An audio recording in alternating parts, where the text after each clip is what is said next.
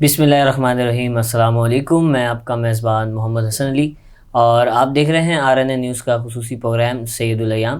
سب سے پہلے اپنے مہمانوں کا تعارف کراتے چلیں کہ ہمارے ساتھ موجود ہیں حضرت علامہ مولانا داؤد عظیم قادری صاحب، محتمم ہیں مدرسہ احسان الاسلام، نائب خطیب جامع مسجد فیضیہ ماڈل کالونی۔ آپ کو حضرت خوش آمدید کہتے ہیں، ہمارے پروگرام میں تشریف لائے۔ اور انہی کے ساتھ موجود ہیں نعت خواں نجم قادری اور حسان عزیزی صاحب، آپ دونوں کو بھی خوش آمدید کہتے ہیں، ویلکم کہتے ہیں، ہمارے پروگرام میں تشریف لائے۔ اور بلا تاخیر میں حسان عزیز سے گزارش کروں گا کہ اس بابرکت بزم کا آغاز ہم شریف سے فرمائیں۔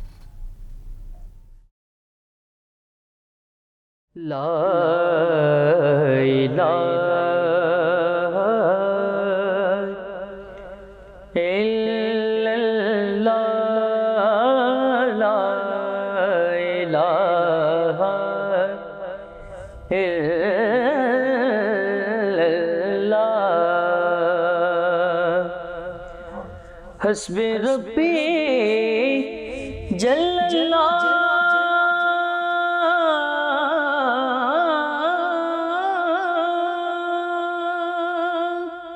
ما فی قلبی غیر اللہ، نور محمد صلی اللہ، لا الہ الا اللہ، لا الہ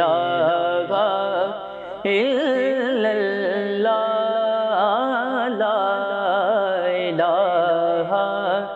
الا اللہ۔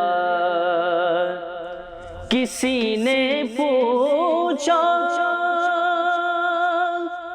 کہ جنت کی کوئی قیمت ہے، کسی نے پوچھا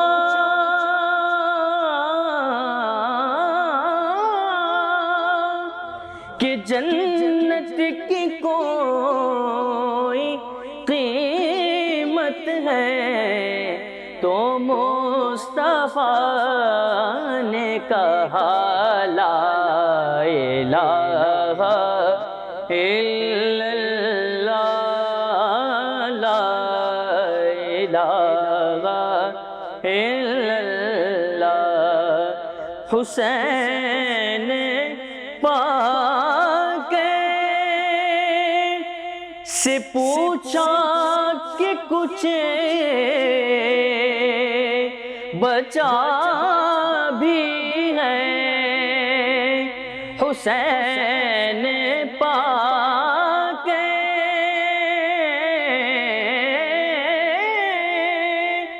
سے پوچھا کہ کچھ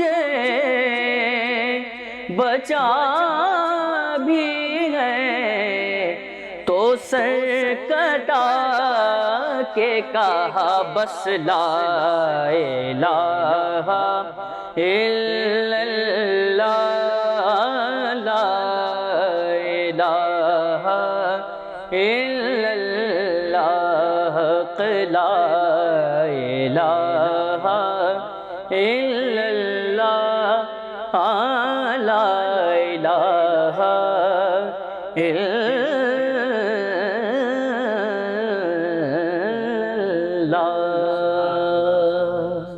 نہایتی دل نشین انداز میں محمد حافظ حسان عزیز صاحب ہدیہ ہم شریف پیش فرما رہے تھے، اور بلا تاخیر میں حضرت علامہ داؤد عظیم قادری صاحب کی جانب بڑھوں گا، چونکہ آج ہمارا جو موضوع ہے وہ غزوہ احد کے حوالے سے ہے۔ تو علامہ صاحب، غزوہ احد جو جنگ ہوئی تو اس کا بیسک کیا اسباب تھے کہ یہ جنگ لڑی کیوں گئی؟ نحمدہ ونصلی علی رسولہ الکریم، اما بعد، فاعوذ باللہ من الشیطان الرجیم، بسم اللہ الرحمن الرحیم، ولا تحسبن الذین قتلوا فی سبیل اللہ اموات بل احیاء عند ربہم یرزقون، صدق اللہ العظیم۔ سب سے پہلے تو آپ کو مبارکباد دوں گا کہ آپ نے ماشاءاللہ اتنے اچھے پروگرام کا اہتمام کیا اور اس عنوان سے یہ پروگرام رکھا۔ اللہ تعالیٰ آپ کو جزائے خیر عطا فرمائے اور ہمارا بولنا اپنی پاک بارگاہ میں قبول و منظور فرمائے۔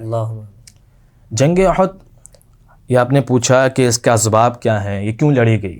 جی، دراصل سن 2 ہجری میں جنگ بدر ہوئی تھی. غزوہ بدر مسلمان اور کفار کے درمیان حق و باطل کا پہلا معرکہ، جس میں مسلمانوں نے کامیابی اللہ تبارک و تعالی نے ان کو عطا فرمائی. تو جب جنگ بدر ہوئی، جنگ بدر یہ 2 ہجری میں ہوئی، رمضان المبارک، بڑی مشہور. تو جب جنگ بدر ہوئی تو مسلمانوں نے کفاروں کا مقابلہ کیا، کفار کا، اور کفار اس جنگ میں شکست کھا گئے، ذلیل ہو گئے، برباد ہو گئے، خوار ہو گئے. تو اس جنگ میں 70 کافر مارے گئے جنگ بدر میں، جس میں سے 24 تو وہ تھے جو سردار تھے، ہاں جو سردار بنے ہوئے تھے قریش کے، وہ 24 تھے. تو جب یہ جنگ بدر ہوئی تو اس کے بعد ان کے اندر جاہل تو تھے، انتقام کی آگ جو ہے وہ بھڑکنے لگی کہ ہمیں انتقام لینا ہے، ہمیں انتقام لینا ہے. اور کوئی گھر ایسا نہیں تھا مکے کے اندر کہ جہاں پر مسلمانوں سے انتقام لینے کی تیاری نہ کی جا رہی ہو. ہر گھر میں جناب یہ تھا کہ بس انتقام لینا، انتقام لینا. تو یہی اسباب تھے، یہی ایک سبب بنا کہ جو اتنے سارے کفار ذلیل و خوار ہوئے اور مارے گئے، تو انہوں نے کہا کہ اب جو ہے مسلمانوں سے بدلہ لینا ہے. تو پھر اگلے سال 3 ہجری میں یہ غزوہ احد کا واقعہ پیش آیا کہ جس میں یہ 3000 کفار، غزوہ بدر میں تو 950 آئے تھے، 1000 آئے تھے. تو غزوہ احد کے موقع پر 3000 یہ لشکر پورا روانہ ہوا. ساتھ میں انہوں نے اپنی عورتوں کو بھی رکھا تاکہ واپسی کا کوئی سوچے نہیں آنے کا، اور وہ عورتیں جو ہے ان کو خوب جوش اور جذبہ دلاتی تھیں. تو یہ سبب ہے کہ جو جنگ احد ہوئی. جی مزید بھی جنگ جو احد ہے اس کے حوالے سے علامہ صاحب سے بات چیت بھی ہوگی، مگر ابھی چھوٹا سا بریک لیں گے، بریک کے بعد دوبارہ آتے ہیں.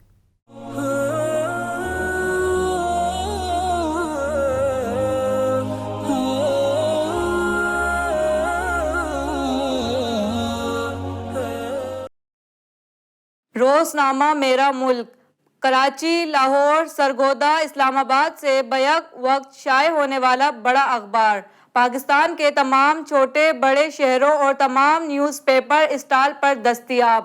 آپ آج ہی پڑھیں روزنامہ میرا ملک.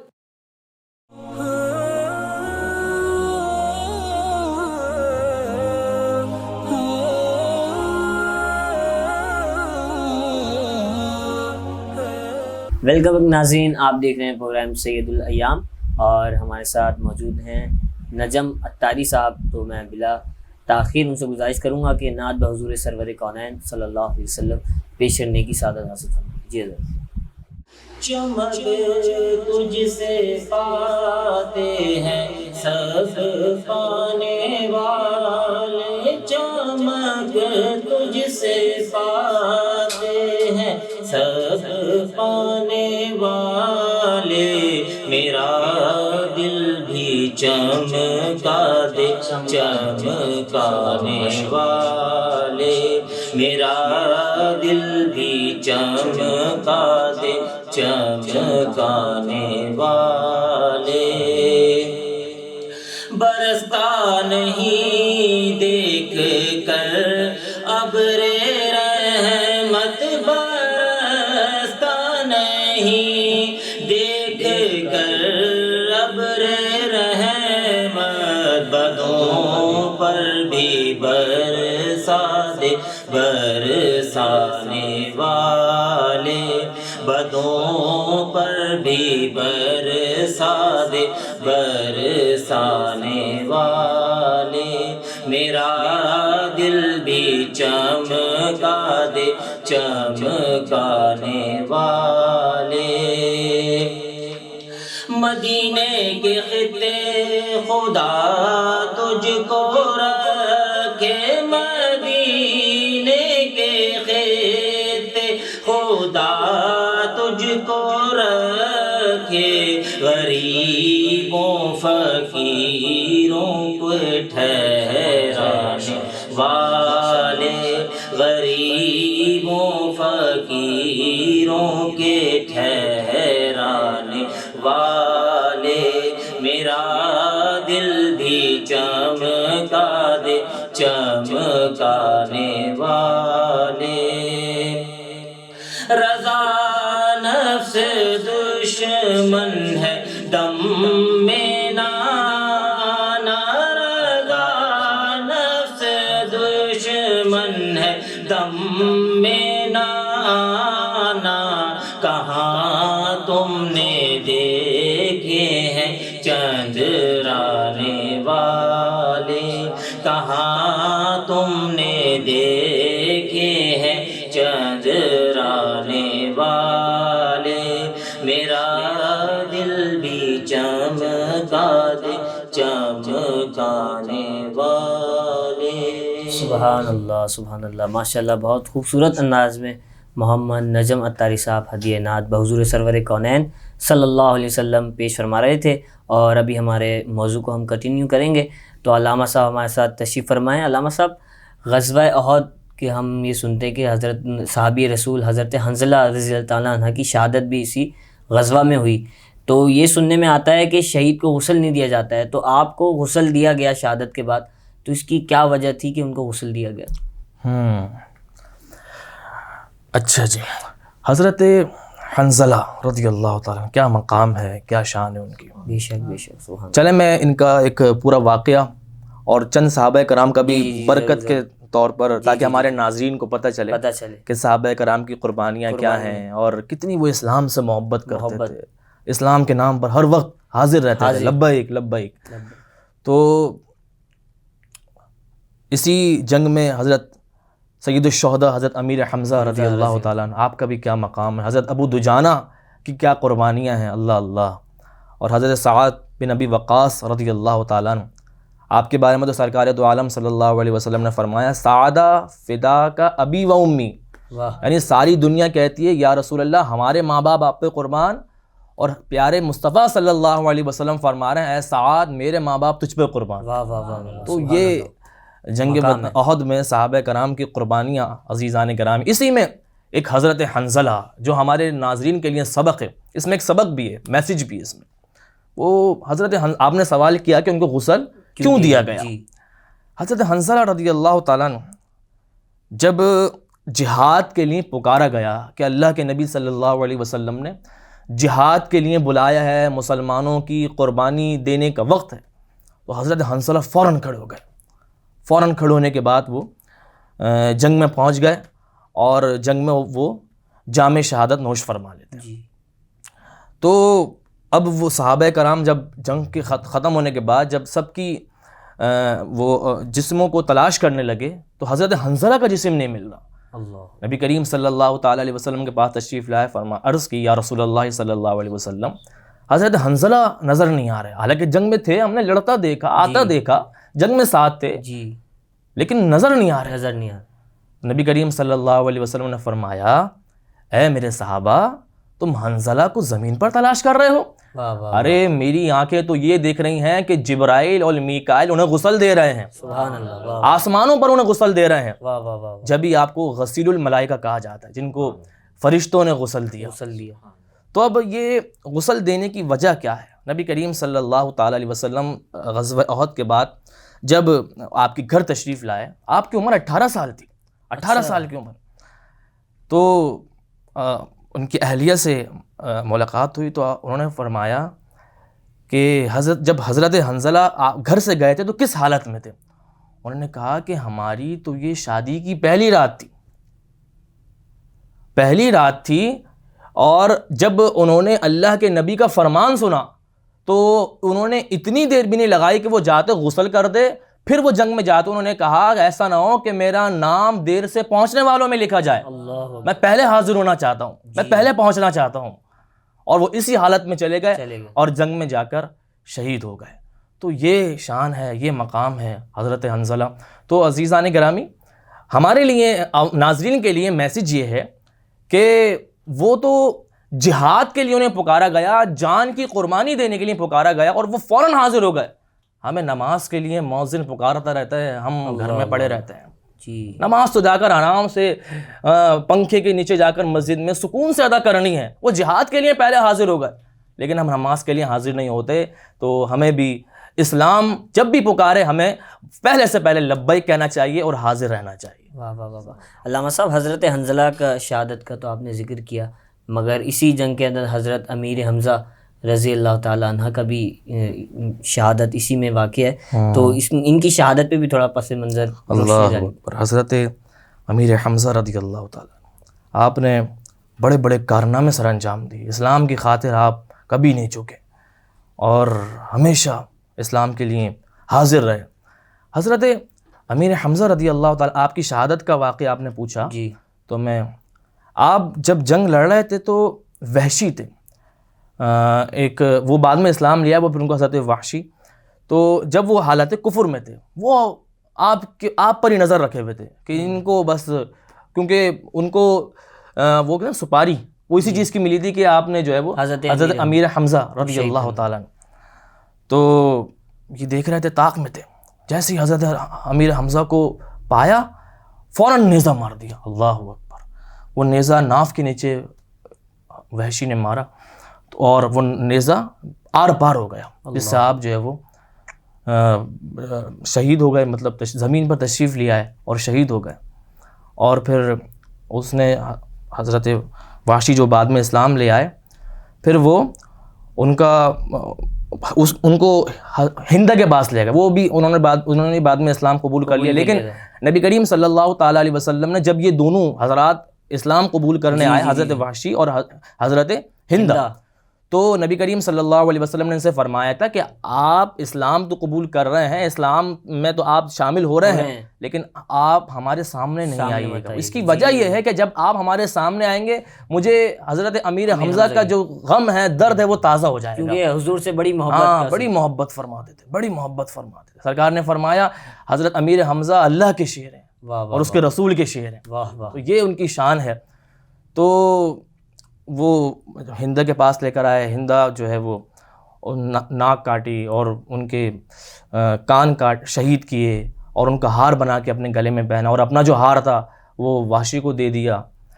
تو حضرت وحشی کا اچھا، جب حضرت وحشی اسلام لے آئے تو پھر ان کا ایک کارنامہ اور ہے، جس نے نبوت کا جھوٹا دعویٰ کیا تھا، مسلمہ کذاب جس کو کہا جاتا ہے۔ جب مسلمانوں نے ان کا مقابلہ کیا تو حضرت وحشی نے اپنی تلوار سے مسلمہ کذاب کو ڈھیر کیا، مسلمہ کذاب کو مارا، اور آپ یہ فرمایا کرتے تھے کہ جب میں حالت کفر میں تھا تو میں نے دنیا کے سب سے بہترین آدمی کو شہید کیا تھا، اور جب میں حالت ایمان میں ہوں تو دنیا کے سب سے بدترین آدمی کو قتل کر رہا ہوں۔ امید ہے کہ حضرت امیر حمزہ رضی اللہ تعالیٰ مجھ سے راضی ہو جائیں اور میری غلطی کو معاف فرمائیں۔ تو یہ ہے حضرت امیر حمزہ رضی اللہ تعالیٰ کی شان۔ واہ واہ واہ واہ واہ واہ۔ اللہ پاک ہم سب کو ان سب کی شجاعت و بہادری پہ عمل کرنے کی توفیق عطا فرمائے۔ اور ابھی ہمارے ساتھ موجود ہیں محمد حسان عزیز صاحب، تو بلا تاخیر ان کی جانب بڑھوں گا اور ان سے گزارش کروں گا کہ ہدیہ نعت شریف پیش فرمائیں۔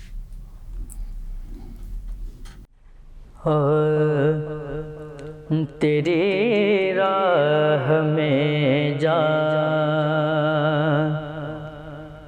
دیے جا رہا ہوں، تیری راہ میں جا دیے جا رہا ہوں، یوں جینے کا سامان، یوں جینے کا سامان میں کیے جا رہا ہوں، تیری راہ میں جا دیے جا رہا ہوں، اور تمہیں میں نے دیکھا جو اپنے ہی اندر، تمہیں میں نے دیکھا جو اپنے ہی اندر، طواف اپنا خود گئی، طواف اپنا خود گئی میں کیے جا رہا ہوں، طواف اپنا خود گئی میں کیے جا رہا ہوں، تیری راہ میں جا دیے جا رہا ہوں، اور نہیں جا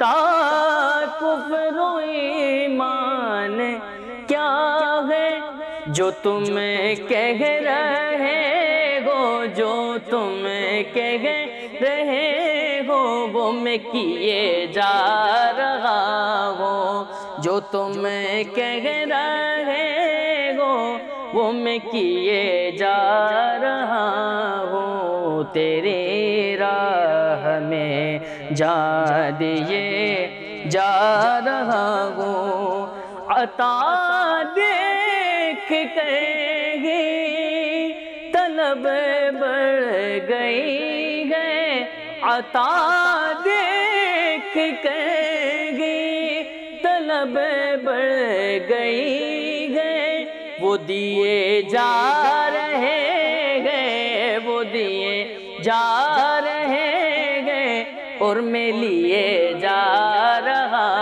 ہوں، وہ دیے جا رہے گئے اور میں لیے جا رہا ہوں، تیری راہ میں جا دیے جا رہا ہوں، یوں جینے کا سامان میں کیے جا رہا ہوں، تیری راہ میں جا دیے جا رہا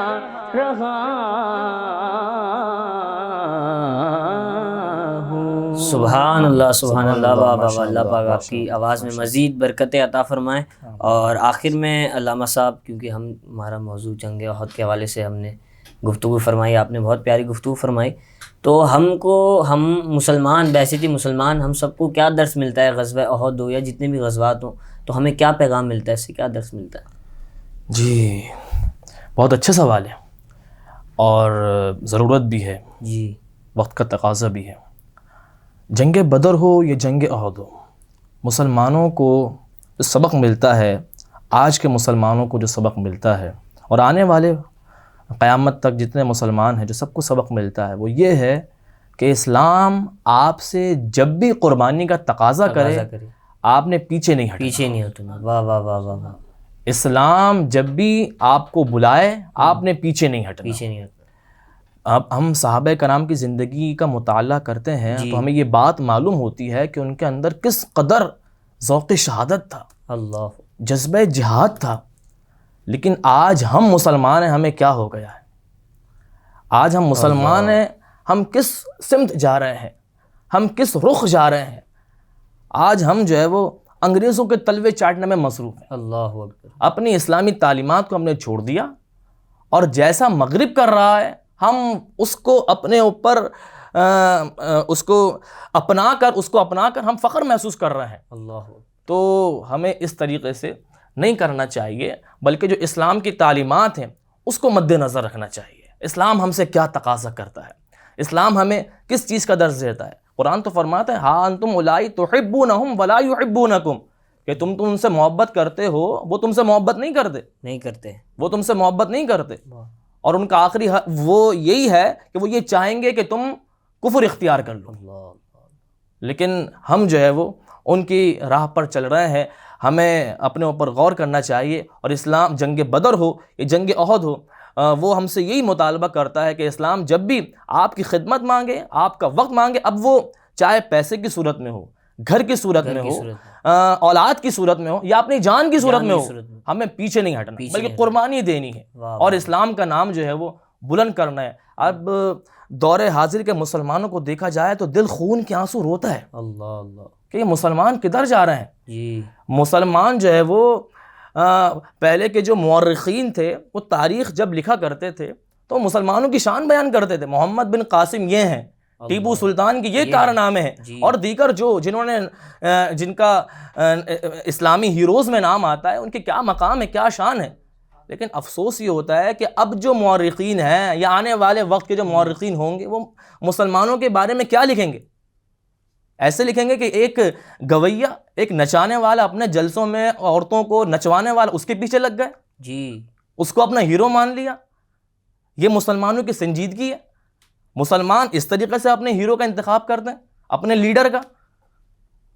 اچھا، بات یہ کرتے ہیں کہ جناب امریکہ کی غلامی سے ہم لوگوں کو آزاد کروا رہے ہیں اور غلامی اسی ہی کر رہے ہیں, نچوا رہے ہیں. یہ کس کا اسلام کا طرز عمل ہے؟ بالکل. بے حیا عورتوں کو نچوا رہے ہیں, یہ اسلام کا طرز عمل ہے؟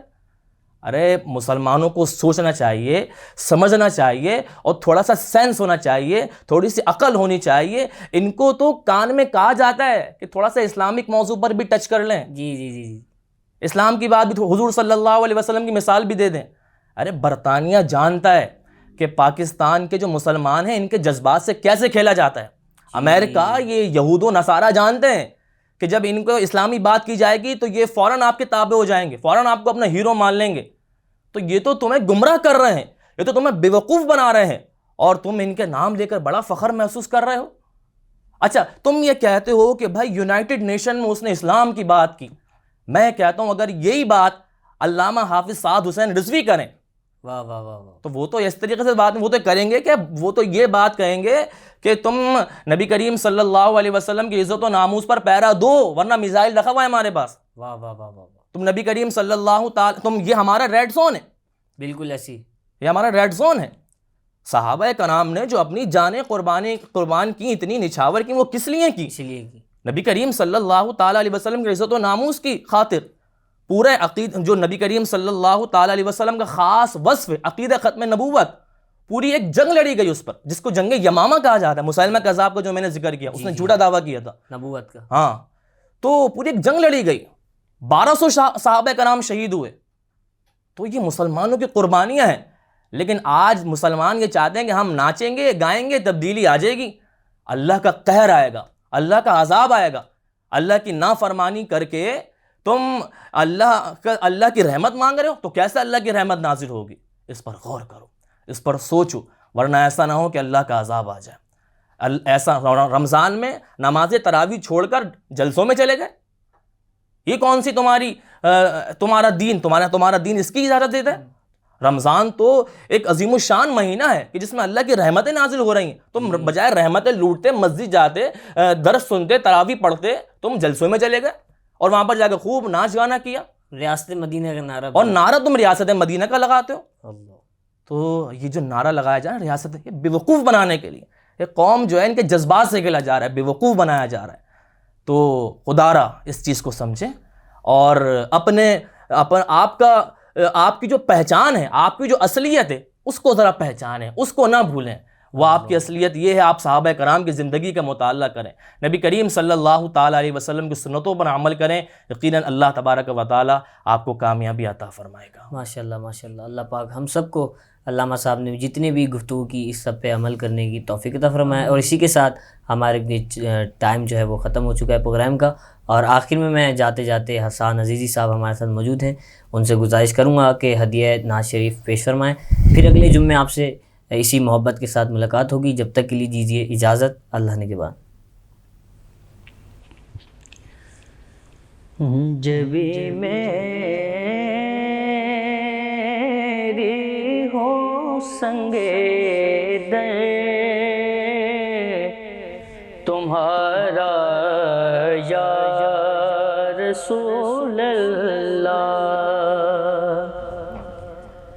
جبھی میری ہو سنگے در تمہارا یا رسول اللہ,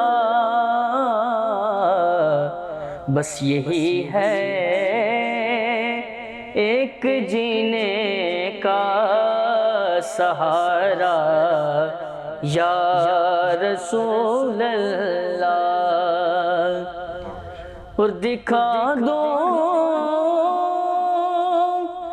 اپنا چہرہ پیارا پیارا یا رسول اللہ, دکھا دو